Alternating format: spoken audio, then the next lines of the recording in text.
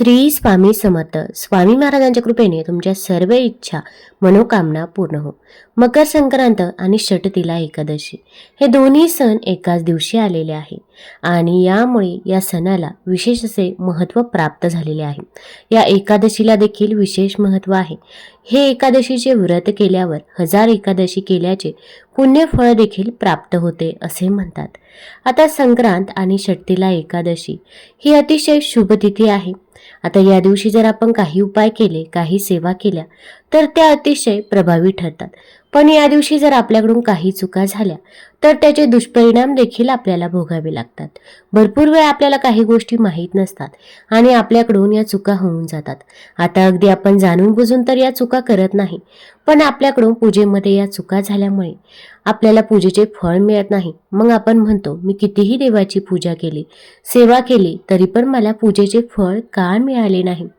मग आता या संक्रांतीच्या दिवशी आपण उपवास कसा करावा, तसेच ज्यांना उपवास नाही त्यांनी काय करावे, या एकादशीचे व्रत कसे करावे, या दिवशी कोणत्या भाज्या बनवाव्या, कोणत्या भाज्यांचा समावेश करू नये. आता एकादशीला तांदूळ खात नाही हे सर्वांनाच माहीत आहे, पण संक्रांतीच्या दिवशी आवर्जून तांदळाची खिचडी बनवली जाते. मग अशा वेळेस काय करावे, तसेच या षटतिला एकादशीला कोणत्या वस्तूंचे दान करावे, याबद्दलची देखील माहिती मी आज तुम्हाला या व्हिडिओमधून देणार आहे. तत्पूर्वी तुम्ही ऑलराऊंडर या मराठी यूट्यूब चॅनलवरती नवीन असाल तर चॅनल लाईक करा आणि सबस्क्राईब देखील करा. कमेंटमध्ये श्री स्वामी समर्थ किंवा ओम नमो भगवते वासुदेवाय लिहायला विसरू नका. शके 1947 पौष कृष्ण 11 बुधवारी 14 जानेवारी 2026 रोजी दुपारी ठीक 3:06 सूर्य मकर राशीत प्रवेश करणार आहे. बघा, आपण संक्रांतीचा पुण्यकाळ काय आहे तर ते बघू. तर 14 जानेवारीच्या दिवशी दुपारी 3:06 पासून सूर्यास्तापर्यंत म्हणजे 6:20 हा पुण्यकाळ असणार आहे. तर मंडळी, यावर्षी संक्रांत आणि षटतिला एकादशी एकाच दिवशी आल्यामुळे आता आपण काय करावं. तर मंडळी, संक्रांत म्हणजे काय, तर संक्रांत म्हणजे सूर्यदेव धनु राशीतून मकर राशीत प्रवेश करतो, तोच हा दिवस असतो. या दिवशी स्नान, दान, सूर्यपूजा, जप, तप यासाठी अत्यंत श्रेष्ठ हा दिवस मानला जातो. आणि आता एकादशी म्हणजे काय, एकादशी म्हणजेच भगवान श्री विष्णू व श्री विठ्ठल यांना अत्यंत प्रिय असलेली ही तिथी आहे. तर या दिवशी उपवास, नामस्मरण, हरिपाठ, अभंग या गोष्टींना खूप महत्त्व असतं आणि हे केल्यामुळे आपल्याला मोठे पुण्य प्राप्त होतं. या दिवशी श्रीहरी विष्णूंची पूजा आणि स्तोत्रांचं श्रवण सुद्धा करायचं आहे. सकाळी लवकर उठून स्नान करा. या दिवशी विष्णू सहस्रनामाचं पठण किंवा श्रवण करा. घरातील नकारात्मक ऊर्जा त्यामुळे नष्ट होईल.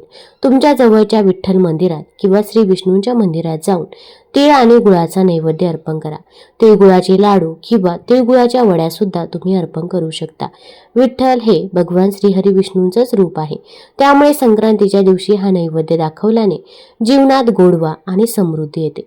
आता संक्रांत व एकादशी हे एकाच दिवशी आल्यावर त्याचे नियम काय आहे, तर जेव्हा 2 महान तिथी एकत्र येतात तेव्हा शास्त्रानुसार एकादशीला प्राधान्य दिलं जातं आणि मुख्य म्हणजे उपवास हा एकादशीचाच असावा आणि तो एकादशीच्या दिवशीच करावा. संक्रांतीचे दान व पुण्यकर्म एकादशीच्या नियमात आपल्याला बसवायचे आहे.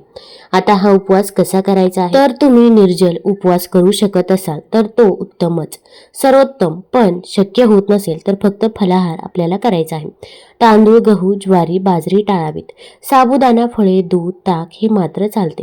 दिवसभर रामकृष्णांचं नामस्मरण करावं, पांडुरंग विठ्ठलाचा जप करावा, हरिपाठ म्हणावे. आता जे व्यक्ती उपवास करत असतात तर त्यांनी एकादशीचा उपवास करायचा आहे. त्यांनी अन्न ग्रहण करायचं नाही, म्हणजेच गहू, बाजरी असेल तर ते ग्रहण करू नये. तुम्ही दिवसभर आणि संध्याकाळी देखील उपवास करायचा आहे आणि दुसऱ्या दिवशी हा उपवास सोडला जातो. आणि ज्यांना उपवास नाही तर त्यांनी इतर अन्न पदार्थ ग्रहण केले तरी पण चालेल, पण त्यामध्ये देखील काही पदार्थ असे आहे की ते ग्रहण करू नये. आता पूजा विधी कशी करायची ते बघूया. आपण सकाळी सूर्योदयापूर्वी आपल्याला स्नान करायचं आहे, सूर्यदेवांना अर्घ्य द्यायचं आहे, देवाची पूजा करून आपल्याला देवघरात दिवा लावायचा आहे. नंतर श्री विठ्ठलाची आणि श्री विष्णूंची पूजा करायची आहे. तुळशीपत्र आपल्याला अर्पण करायचे आहे, पंचामृताने आपल्याला अभिषेक करायचा आहे आणि संध्याकाळी दीपदान, हरिनाम, जप, अभंग, कीर्तन म्हणायचे. आता बऱ्याच जणांना असा प्रश्न पडतो की मकर संक्रांतीला सत्यनारायण करा असं म्हणतात, मग आता एकादशी आली तर काय करावं? तर एकादशीच्या दिवशी सत्यनारायण पूजा करणे अत्यंत शुभ मानलं जातं. भगवान विष्णूंचाच एक अवतार असलेल्या सत्यनारायणाची पूजा एकादशी तिथीला केल्यास त्याचे विशेष आध्यात्मिक लाभ आपल्याला मिळतात. तर या दिवशी तुम्ही सत्यनारायण देखील करू शकता. तर 11 वर्षानंतर यंदाच्या मकर संक्रांतीला हा दुहेरी योग जुळून आला आहे. त्यामुळे या योगाचा लाभ आपण कसा करून घ्यावा? तर या दिवशी आपल्याला तिळाचे 6 प्रकारे दान सुद्धा करता येईल. तसेच मकर संक्रांतीची आपण जशी नेहमी पूजा करतो तर तशीच पूजा आपल्याला करायची आहे. तसेच या दिवशी तुम्ही हळदी कुंकू करायचे असेल तर ते देखील तुम्ही करू शकता. मकर संक्रांतीच्या दिवशी विवाहित महिला जी सुगड पूजा करतात ती नेहमीप्रमाणेच करायची आहे. आणि जे एकादशीचा उपवास करतात त्यांनी नेहमीसारखाच एकादशीचा उपवास करायचा आहे. एकादशीला तिळगुळ खाता येतो, त्यामुळे एकादशीच्या दिवशी तुम्ही तिळगुळाचा नैवेद्य जो देवाला दाखवणार आहात तो प्रसाद म्हणून तुम्ही नक्कीच ग्रहण करू शकता. त्यात कुठलीही अडचण नाही. पण हा जो पुण्ययोग जुळून आलेला आहे त्या पुण्ययोगामध्ये काही विशेष साधना किंवा काही विशेष दान केलं तर तुमची अडलेली कामं पूर्ण होतील. 7 पिढ्यांचा दोष ते उपाय नक्की दूर करतील. आता दान काय करायचं? तर संक्रांत व एकादशी एकाच दिवशी आल्यामुळे आपल्याला दानाचं पुण्य दुप्पट मिळतं. दानासाठी उत्तम वस्तू आपल्याला द्यायच्या आहेत. त्यात तीळ द्यायचे आहे, गूळ द्यायचा आहे, उबदार कपडे आहेत, ब्लँकेट आहे, चादरी आहे. तसेच चांगले कपडे आहेत, फाटके कपडे द्यायचे नाही, चांगले कपडेच आपल्याला द्यायचे आहे. अन्नदान करायचं आहे, गोदान करायचं आहे आणि दान करताना आपल्या मनात एकच भावना ठेवावी की हे देवा माझ्या घरात सुख, समृद्धी आणि आरोग्य लाभू दे. सगळ्यात महत्त्वाची गोष्ट म्हणजे या दिवशी केलेला उपवास 1000 एकादशी केल्याचं पुण्य आपल्याला देतो. म्हणजे मकर संक्रांतीच्या दिवशी जर एकादशी आली तर तो उपवास आपण केला तर आपल्याला 1000 एकादशी केल्याचं पुण्य मिळतं. मग या दिवशी काय करू नये? तर मांसाहार करू नये, मद्यपानाचं सेवन करू नये, तसेच भांडणं, नकारात्मक गोष्टी बोलणे, खोटं बोलणं, देवाची निंदा करणं, इतरांची निंदा करणं या गोष्टी प्रकर्षाने आपल्याला टाळायच्या आहे. आणि विठ्ठलाचं नामस्मरण केल्यावर जीवनातील अडथळे दूर होतात. तसेच या दिवशी तुळशीची पाने तोडू नये, या दिवशी भात देखील खाऊ नये, हे सर्वांनाच माहीत आहे. 2026 मध्ये संक्रांत एकादशी एकत्र येणे हा फारच दुर्मिळ योगायोग आहे आणि असा हा दिवस आपल्याला अजिबात वाया घालवायचा नाही. नामस्मरण, उपवास, दान व भक्तीने आपले जीवन पवित्र करायचे आहे. आता ज्यांना उपवास करणं अजिबातच शक्य नाही, होतच नसेल, जमतच नसेल, आपण संक्रांतीच्या दिवशी काही गोष्टी या आवर्जून करायच्या आहे. तर आपण तिळाचं दान देखील करू शकता. तिळाचं दान करणं खूप शुभ मानलं जातं. तसेच या दिवशी 6 प्रकारे तीळ जे आहे तर ते दान केले जातात. आता पहिलं जे दान आहे तर ते तिळाचं म्हणजे तिळ लेपन. तर मकर संक्रांतीच्या दिवशी जेव्हा लवकर उठतो, अंघोळ करतो, तर अंघोळ करण्यापूर्वी शरीराला तिळाचं लेपन करायचं आहे. म्हणजेच अंगाला तिळाची पावडर करून ते उठणं लावायचं आहे व अंघोळीच्या गरम पाण्यामध्ये आपल्याला पांढरे तीळ टाकून मग त्या पाण्याने स्नान करायचं आहे. त्याच्यानंतर दुसरे जे तिळाचं दान आहे तर ते म्हणजे तीळ तर्पण. एका तांब्याच्या भांड्यामध्ये पाणी घ्यायचं आहे, त्याच्यामध्ये पांढरे तीळ, हळदी कुंकू, फुलं, अक्षदा, थोडासा गूळ अशा या संपूर्ण मिश्रित पाण्याने आपण सूर्यदेवांना अर्घ्य द्यायचं असतं. अर्घ्य देताना ओम गृहिणी सूर्याय नमः हा मंत्र म्हणावा. त्यानंतरचे तिसरे दान, दक्षिण दिशेला तोंड करून आपल्याला पितरांच्या नावाने अर्घ्य देता येतं, पण याला शब्द आहे तीळ अर्पण. त्याच्यानंतर तिळाचं चौथं दान म्हणजे तीळ होम. तर या दिवशी आपण आपल्या देवघरातल्या देवी देवतांची पूजा करतो, तर त्यांना सुद्धा स्नान आपण तिळाच्या पाण्याने घालू शकतो. त्याचबरोबर एका पंतीमध्ये थोडेसे तांदूळ घ्यावेत, त्याच्यामध्ये थोडेसे पांढरे तीळ आपल्याला मिक्स करायचे आहे आणि यामध्ये आपण 1-2 कापूर वड्या ठेवू शकतो आणि हा कापूर आपल्याला पेटवून द्यायचा. तर आपण अशा पद्धतीने तिळाचा होम देखील करू शकतो. त्याच्यानंतरचं पुढचं जे तिळाचं दान आहे तर ते म्हणजे तीळ भक्षण. तीळ घातलेले विविध प्रकारचे अन्नपदार्थ तयार करून खाऊ शकता. याच्यानंतर पुढचं जे तिळाचं दान आहे तर ते म्हणजे तिळदान. तिळदान आपण एकमेकांना तिळगुळ देतो, त्यावेळेस काय म्हणतो, तिळगुळ घ्या, गोड गोड बोला. तर मोठ्यांनी लहानांना तिळ द्यायचे असतात. तिळगुळ असेल किंवा तुम्ही तिळापासून जेही पदार्थ बनवाल ते आणि लहानांनी त्याचा आशीर्वाद घेऊन ते तीळ जे आहे तर ते तिळगुळ आहे तर ते ग्रहण करायचे असतात. या दिवशी दान देण्याला विशेष महत्त्व आहे.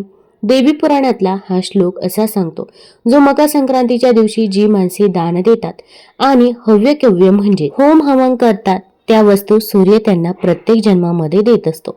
तर संक्रांतीच्या दिवशी 6 प्रकारची दानं कोणती करायची त्याबद्दल मी तुम्हाला जे काही सांगितलं तर ते तुम्ही आवर्जून करा. आधुनिक काळामध्ये दान, विद्यादान, श्रमदान, रक्तदान, वस्त्रदान, अन्नदान, नेत्रदान याही गोष्टींचा समावेश आवर्जून व्हायला हवा. तसेच आता आपल्याला या दिवशी काही चुका करायच्या नाही. तर या दिवशी चुकूनही शिळे अन्न खाऊ नये.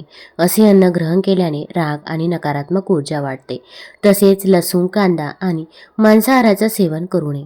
मसालेदार जेवण करणेही टाळावे. दारू, सिगारेट, गुटखा यांसारख्या पदार्थांचे सेवन करू नये. वाणीवर ताबा ठेवावा. जास्त राग करू नये. तसेच आपल्या आसपास असे काही व्यक्ती असतात की ते नेहमी दुष्कृत्य करत असतात किंवा इतरांबद्दल नेहमी वाईट बोलत असतात. पण ते व्यक्ती आपल्यासोबत चांगले बोलतात, चांगले वागतात, म्हणून आपण त्या व्यक्तींच्या संगतीत राहत असतो. तर अशा व्यक्तींच्या इथे आपण या दिवशी जेवण चुकूनही करायचं नाही. आपण जर असे केले तर आपण देखील पापाचे भागीदार होत असतो. तसेच संक्रांतीचा सण म्हणजे सुवासिनीचा सण असतो. तर या दिवशी आपण अगदी एकमेकींची साडी असेल किंवा एकमेकींचं कोणतेही अलंकार असेल तर ते परिधान करायचे नाही. तुम्हाला जर एखाद्या महिलेला द्यायचेच असेल तर तुम्ही ते दुकानातून विकत घेऊन देऊ शकता. पण आपल्या ज्या काही वस्तू आहेत तर त्या आपण इतर महिलेला परिधान करायला द्यायच्या नाही. याची आपल्याला काळजी घ्यायची आहे. आता संक्रांतीच्या दिवशी अशा काही वस्तू आहे की ज्या आपण घरामधून चुकूनही कुणाला देऊ नये. तर पहिलं म्हणजे मीठ. मीठ हे साक्षात माता लक्ष्मी स्वरूप समजलं जातं. कारण की जेव्हा समुद्र मंथन झालं होतं तेव्हा मीठ देखील माता लक्ष्मी सोबत आलं होतं. त्यामुळे मिठाला माता लक्ष्मीचं रूप मानतात. यामुळे या दिवशी आपण मीठ कुणाला देऊ नये. त्यानंतरची दुसरी वस्तू आहे तर ते म्हणजे धने.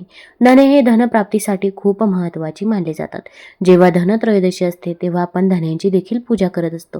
त्यामुळे या दिवशी धने देखील आपण कुणाला चुकूनही द्यायचे नाही. आता एकादशीच्या दिवशी तांदूळ ग्रहण करत नाही हे आपण सर्वांनाच माहीत आहे. तर मकर संक्रांतीच्या दिवशी आवर्जून खिचडी बनवली जाते आणि खिचडीचं दान केलं जातं. तर या दिवशी आपण दान करू शकता. जे काही इतर वस्तू आहे तर डाळी असेल तर त्या वस्तू तुम्ही दान करू शकता. फक्त आपण या दिवशी तांदूळ दान करायचे नाही. याची आपल्याला काळजी घ्यायची आहे. तुम्हाला जर हा व्हिडिओ आवडला असेल तर चॅनल लाईक करा, सबस्क्राईब करा आणि आपल्या मित्रपरिवारासोबत जरूर शेअर करा. धन्यवाद.